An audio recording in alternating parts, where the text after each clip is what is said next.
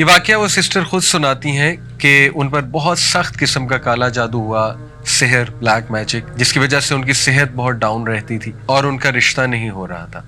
مطلب کافی زیادہ رشتے آتے تھے، لیکن جب رشتہ پکا ہونے والا ہوتا تھا تو ایک دم سے جو ہے وہ رشتہ بریک ہو جاتا تھا فار نو ریزن. اور شی سیڈ کہ میں بالکل تھک گئی، اور یہاں تک کہ ان کے ذہن میں آنے لگا کہ میرے ساتھ یہ کیوں ہوا، یعنی میں نے کبھی کسی کے ساتھ کچھ برا نہیں کیا ایویڈنٹلی، تو اللہ تعالیٰ کیسے الاؤ کر رہے ہیں اس ساری چیز کو. یعنی ان کے ذہن میں وسوسے بھی آنے لگ گئے اس کے حوالے سے. دیکھیں آئی نو کہ کبھی کبھی ہم بہت زیادہ سپرسٹیشیس بھی ہو جاتے ہیں چیزوں کو لے کے، کہ جادو ہو گیا، جادو ہو گیا، ہر چیز پہ کہتے ہیں بندش ہو گیا. لیکن یہ میں آپ کو ایک ایسا واقعہ سنا رہا ہوں جہاں ایک جینون کیس ہے. دیکھیں جادو کا کمپلیٹ انکار بھی تو نہیں کرنا چاہیے نا، تو یہ ایک جینون کیس ہے سحر کا، اور وہ سسٹر خود بتاتی ہیں اپنا واقعہ. بہرحال ہیلتھ ایشوز اور پھر دوسرا یہ والا جو چکر چل رہا ہے. شی سیڈ کہ میں نے بہت میڈیسنز کھائیں، سائیکیٹرسٹ کے پاس بھی گئی، کاؤنسلنگز کروائیں کئی بار، یعنی دنیا کا ہر وہ علاج جو پاسبل تھا وہ میں نے ٹرائی کر لیا. ایون میں نے رقیہ بہت بار کروایا. رقیہ کہتے ہیں اسپریچول علاج ہے ایک، جس میں دم کیا جاتا ہے، اوتھینٹک دم ہوتا ہے، قرآنی سورز ہیں کچھ اور نبوی دعائیں ہیں وہ پڑھی جاتی ہیں. تو انہوں نے کئی راکیز سے جو رقیہ کے ایکسپرٹ ہوتے ہیں ان سے رقیہ بھی کروایا. اینڈ شی سیڈ کہ رقیہ سے آرام آ جاتا تھا، لیکن اس کے کچھ دیر بعد پھر سے وہ ایشوز شروع ہو جاتے تھے، یہاں تک کہ شی ٹوٹلی گیو اپ. پھر کسی نے بس ان کو بتایا کہ آپ بس میرے کہنے پہ ایک اسکالر سے ضرور مشورہ کر لیجئے. شی سیڈ کہ میں ایک اسکالر کے پاس گئی جو مجھے ریفر کیے گئے، اور ان سے میں نے مسئلہ بیان کیا اور انہیں ساری ہسٹری بتائی کہ اس طرح میں ٹرائی کر چکی ہوں. ان اسکالر نے کہا کہ بیٹا آپ میرے کہنے پہ یہ 10 چیزیں ٹرائی کرو، ہر چیز آپ نے ٹرائی کر ہی لی ہے تو چلو یہ 10 چیزیں ٹرائی کرنے میں کوئی حرج نہیں ہے، لیکن آپ نے مجھے پرومس کرنا ہے کہ آپ یہ 10 چیزیں کرو گی، اور during while you are doing that تو ہو سکتا ہے آپ کو بہت ڈی موٹیویشن آئے، بہت ڈاؤٹ آئے، لیکن آپ نے صبر کرنا ہے اور آپ نے جمے رہنا ہے انشاءاللہ، اور آپ نے کچھ بھی کر کے ان چیزوں پہ عمل کرنا ہے. شی سیڈ کہ میں نے ان کا ٹھیک ہے، آئی ول ٹرائی مائی بیسٹ، میں پوری کوشش کروں گی. انہوں نے کہا کہ بیٹی سب سے پہلے یو ہیو ٹو پرومس می کہ آپ روزانہ قرآن پڑھو گے، چاہے 1 ورس، چاہے 2 ورسز، چاہے 10 ورسز، چاہے 1 پیج، چاہے 2 پیج، جتنا قرآن آپ پڑھ سکتی ہو آپ نے مس نہیں کرنا، آپ نے ڈیلی قرآن پڑھنا ہے. یہ آپ اس سے پہلا پرومس کرو. انہوں نے کہا ٹھیک ہے انشاءاللہ، it will be on my list. دوسری بات انہوں نے یہ کی کہ آپ تہجد کے ٹائم اٹھ کے، جتنی آپ کو توفیق ملتی ہے انشاءاللہ، آپ تہجد کے ٹائم اٹھ کے اپنے لیے خاص دعا کرو اللہ سے، اور اللہ کو ایسے جملے کہو کہ اللہ میں سب سے جو ہے وہ نا امید ہو چکی ہوں اور میں نے ہر چیز ٹرائی کر لیا، یا رب آپ ہی شفا دینے والے ہیں، میری ساری کی ساری امید آپ سے ہے اور میں اس گھڑی میں آپ ہی سے مانگتی ہوں. تیسری بات انہوں نے یہ کہی کہ ایسے اوقات ان کے بارے میں پڑھو جب دعاؤں کی قبولیت کے اوقات ہیں. وہ کیا کیا ہیں؟ مثال کے طور پہ حدیث میں آتا ہے بارش کے دوران دعا قبول ہوتی ہے، سفر کے دوران دعا قبول ہوتی ہے، سجدے میں دعا قبول ہوتی ہے، نماز میں جو سجدہ کیا جاتا ہے فرض نماز میں، اس میں اردو میں تو نہیں دعا کر سکتے، لیکن کوئی جنرل دعا مانگ سکتے ہیں، جیسے ربنا آتنا فی الدنیا حسنۃ وفی الآخرۃ حسنۃ وقنا عذاب النار، یہ بالکل جائز ہے along with سبحان ربی الاعلیٰ جو ہم کہتے ہیں. اور یہ جنرل دعا کرتے ہوئے اپنا مسئلہ ذہن میں لایا جا سکتا ہے، تو وہ بھی دعا کا ایک طریقہ ہے. اور نماز کے بعد بھی سجدے میں گر کے اردو میں بھی دعا کی جا سکتی ہے نماز کے بعد. اسی طرح انہوں نے کہا کہ اقامت اور اذان کے درمیان کا جو ٹائم ہے اس وقت دعا کی قبولیت ہے. اور انہوں نے کہا اس طرح مزید ایسی ریسرچ کرو کہ کون سے جو ہے وہ دعا کی قبولیت کے اوقات ہیں. اس نے کہا ٹھیک ہے، میں انشاءاللہ اس کی بھی کوشش کروں گی کہ وہ اوقات جب دعا کی قبولیت ہے، جیسے نبی صلی اللہ علیہ وسلم نے فرمایا کہ جمعے کے دن ایک گھڑی آتی ہے، عصر سے مغرب کے درمیان اس گھڑی کا ذکر کیا گیا ہے. زیادہ جو اوتھینٹک ویو ہے اسکالرس کا وہ عصر سے مغرب کے درمیان. کون سی گھڑی ہے؟ دیکھیں کوشش کریں عصر سے مغرب ذکر میں سپینڈ کرے بندہ. کوئی ایک فرائیڈے ایسا رکھ لے، اگر ہر فرائیڈے نہیں کوئی اپرچونٹی نکل رہی، کوئی ایک فرائیڈے رکھ لے، اس میں دعا کرے. اس نے کہا ٹھیک ہے انشاءاللہ I will try to do دس.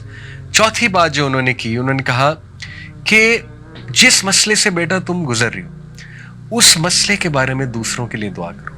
یعنی کتنی بے شمار ہماری بہنیں ہیں، مائیں ہیں جو ویڈوز ہیں، جو مطلقہ ہیں، یا جن کی شادیاں نہیں ہو رہی ہیں، عمریں بڑھ رہی ہیں، ان کے لیے دعا کرو، صرف اپنے لیے دعا نہ کرو. کتنی ہی ہماری بہنیں ہیں، ہمارے بھائی ہیں جو سحر کے اندر مبتلا ہیں، اوتھینٹک سحر کی یہاں پہ بات کر رہا ہوں، ان کے بارے میں دعا کرو، اللہ انہیں شفائے کاملہ دے. شیخ نے کہا کہ جب ہم کسی کے لیے دعا کرتے ہیں ہماری دعائیں ضرور قبول ہوتی ہیں۔ تو اس نے کہا واقعی یہ تو کبھی سوچا بھی نہیں تھا میں نے، زیادہ تر دیکھیں نا انسان اپنے لیے دعائیں کر رہا ہوتا ہے۔ انہوں نے کہا یہ تو بہت اچھی بات ہے، میں ضرور دوسروں کو بھی یاد رکھوں گی، جیسے کسی کی اولاد نہیں ہے اور کوئی بے اولاد ہے، اسے چاہیے دوسروں کے لیے زیادہ دعائیں کریں، جب آپ دوسروں کے لیے کریں گے اللہ آپ کی دعائیں بھی ضرور قبول فرمائیں گے۔ پانچویں بات انہوں نے کہی کہ میرے کہنے پہ آپ نے صبح شام کے اذکار کبھی نہیں چھوڑنے۔ صبح شام کے اذکار کیا ہیں؟ حسن المسلم ایک ایپلیکیشن ہے، HISNULMUSLIM، کوئی بھی ورژن اس کا ڈاؤن لوڈ کر لیں، سارے اوتھینٹک ہیں۔ حسن المسلم میں جائیں اور وہاں پہ وہ دعاؤں کی ایپ ہے، مارننگ اینڈ ایوننگ اذکار یا صبح شام کے اذکار آپ کو ملیں گے۔ اگر آپ اردو میں پڑھنا چاہتے ہیں کیونکہ یہاں انگلش کی ٹرانسلیشن ہوگی تو وَإِيَّاكَ نَسْتَعِينُ، یہ الہدا پبلیکیشنز کی ایک ایپ ہے، اس میں اردو لینگویج بھی ہے۔ صبح شام کے اذکار، فجر کے بعد صبح کے اذکار ہوتے ہیں اور شام کے اذکار مغرب سے پہلے ہوتے ہیں۔ انہوں نے کہا کہ you have to promise me, صبح شام کے اذکار نہیں چھوڑو گی، even during your menses, special days میں بھی اذکار کرو گی، اسپیشل ڈیز میں اذکار کر سکتے ہیں، کوئی حرج نہیں ہے۔ چھٹی چیز انہوں نے کہی کہ گناہوں سے بچو۔ آئی نو دس از ویری ہارڈ، جب بندہ ڈاؤن ہوتا ہے تو گناہوں میں بھی پڑ جاتا ہے، ڈیموٹیویٹ ہوتا ہے نا، تو بندہ جو ہے ادھر ادھر نکل جاتا ہے، ڈائیورٹ ہو جاتا ہے۔ انہوں نے کہا ایسا نہیں کرنا، یو ہیو ٹو پرومس می کہ دیکھو ہر چیز تو تم نے ٹرائی کی ہے، تو یہ ٹرائی کرنے میں کیا حرج ہے؟ کوئی اگر گناہ کر رہی ہو تو بیٹا اس کو ترک کرو، اس گناہ کو، کیونکہ گناہ جب انسان کرتا ہے تو اس کی ول پاور ٹوٹتی ہے مزید، اور شیطان اس پہ مزید حاوی ہوتا ہے، شیطان اس کو مزید وسوسے دلاتا ہے۔ تو یو ہیو ٹو پرومس می کہ تم اس سے انشاءاللہ پوری کوشش کرو گی دور ہونے کی۔ اس نے کہا ٹھیک ہے۔ نمبر 7 انہوں نے کہا کہ کسی کی مدد کرو، ریگولر کسی کو پکڑ لو، کوئی ضرورت مند کو اس کی مدد کرو، اور سب سے پہلے بہت ضروری ہے علم والوں کی مدد کرو۔ علم والے کون ہیں؟ جو عالم بن رہے ہیں یا علم سے جڑے ہوئے ہیں لیکن ان کے وسائل نہیں ہیں اتنے، ان کی مدد کی جائے۔ یا کوئی تکلیف میں ہے، کسی کوئی بیماری ہے، علاج ہونا ہے، ان کی مدد کرو۔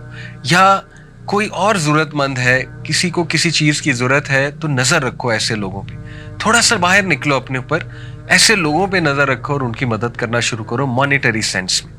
نمبر 7 انہوں نے کہا استغفار کو بڑھا دو، بہت زیادہ بڑھا دو، کثرت استغفار کرو، استغفر اللہ اتوب الیہ، استغفر اللہ اتوب الیہ، استغفر اللہ اتوب الیہ۔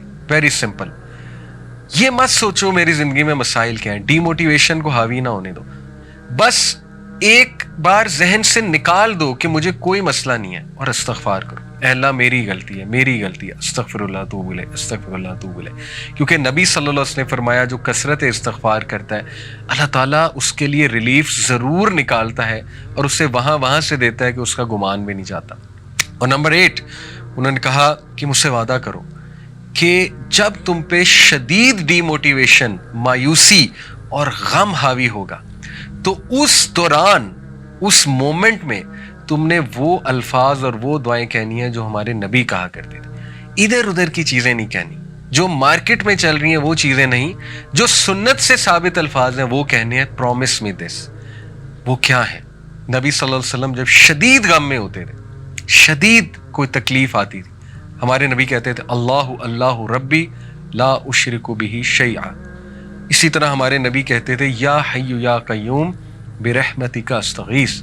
اسی طرح ہمارے نبی کہا کرتے تھے لا الہ الا اللہ العظیم الحلیم، لا الہ الا اللہ رب العرش العظیم، لا الہ الا اللہ رب السماوات و رب الارض و رب العرش الکریم۔ اسی طرح نبی صلی اللہ علیہ وسلم نے سکھایا کہ جب تم پہ ریگریٹ حاوی ہو جائے، تم کہو میرے ساتھ یہ کیوں ہوا، کاش ایسا ہو جاتا تو نہ ہوتا، کاش یہ ہو جاتا تو نہ ہوتا، تو کہو قدر اللہ وما شاء فعل۔ انہوں نے کہا مجھ سے پرومس کرو تم یہ الفاظ کہو گی جب بھی تم پہ یہ کیفیات حاوی ہوتی ہیں، بجائے کہ ادھر ادھر کی چیزیں ٹرائی کرنے کی۔ اس نے کہا ٹھیک ہے میں یہ بھی کروں گی۔ نمبر 9 انہوں نے کہا کہ بیٹا ہر سچویشن سے جو ریلیٹڈ دعا ہے، خصوصاً واش روم میں جانے کی دعا، اللہم انی اعوذ بک من الخبث والخبائث، گھر سے نکلنے کی دعا، بسم اللہ توکلت علی اللہ لا حول ولا قوت الا باللہ، شام کو رات کو سونے کے جو اذکار ہیں بیٹا وہ تھام لو، وہ کرو، ریگولر کرو، جتنے مواقع کی دعائیں تم کر سکتی ہو، خصوصاً ایسے جو واش روم کے انہوں نے کہا۔ اور رات سونے سے پہلے کی جو دعائیں ہیں. اور اس پہ میں آپ کو ایک اور بھی کیس اسٹڈی سنا دوں, ایک سٹوری سنا دوں.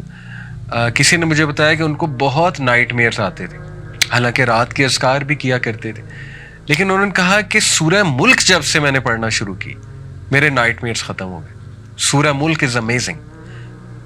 اور 10ویں چیز انہوں نے کہا کہ بیٹا اس دعا کو پکڑ لو, خاص اس دعا کو سخت تکلیف میں, لا الہ الا اللہ العظیم الحلیم, لا الہ الا اللہ رب العرش العظیم, لا الہ الا اللہ رب السماوات و رب الارض و رب العرش الکریم. یہ 10 پوائنٹس انہوں نے کہا کہ دیکھو تم نے ہر چیز تو ٹرائی کر لیا. اب دیکھیں کوئی سوچ سکتا ہے یار یہ تو اتنی لمبی ٹو ڈو لسٹ ہے, ہم سے تو پہلے ہی چیزیں نہیں ہو رہی. بات یہ ہے کہ جس کی جان پہ بنی ہوتی نا, جو بہت زیادہ پریشان ہوتا ہے وہ کچھ بھی کرنے کے لیے تیار ہو جاتا ہے. ٹھیک ہے, وہ ہر ایک کے پاس کیا ہوتا ہے, اس نے تو پیسے کتنے لگائے ہوتے ہیں, وہ تو عاملوں کے پاس کیا ہوتا ہے. تو کیا یہ 10 چیزیں اس کے مقابلے میں کوئی بہت لمبی لسٹ ہے؟ میں تو نہیں سمجھتا. انشاءاللہ یہ 10 چیزیں کی جا سکتی ہیں, تو ان 10 چیزوں کو ٹرائی کریں. سٹوری یہاں ختم نہیں ہوئی. ان سسٹر نے کہا میں 1 مہینے شیخ کے پاس آئی 1 مہینے بعد, اور میں نے انہیں کہا کہ الحمدللہ میں نے وہ 1 مہینہ چیزیں ٹرائی کی ہیں, وعدے کے مطابق میں نے صبر کیا اور میں نے جاری رکھا ان چیزوں کو. اللہ نے مجھے ریلیف دے دیا, اللہ نے مجھے شفا دے دی ہے.